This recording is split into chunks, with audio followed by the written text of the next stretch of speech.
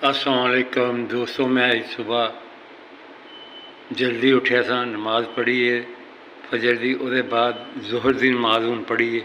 हूँ मैं नाश्ता कर लगा वहाँ इस वास्ते कि रात में तबीयत थोड़ी खराब थी, तो हूँ मैं नाश्ता कर लगा। दोस्तों तुसी नाश्ता करना है तो मैंने दसो, मैं यह नाश्ता बनाया, तुहानूं इसदी शक्ल दिखा दियाँ।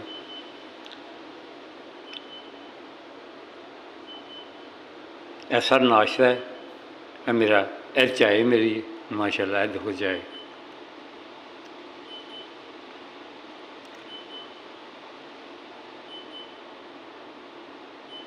दोस्तों यह मक्खन है,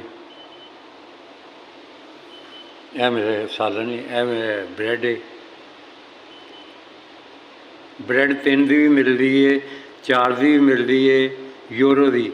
मैं इस वक्त बर्लिन के शहर में है, जर्मनी का एक शहर है बर्लिन, उत्थे मैं है। दोस्तों यह मिलक है, यह दुध लैके आईदा, फ्रैश दुध है, बिल्कुल फ्रैश, मज़ा आता पीन का, पता लगता दुध है।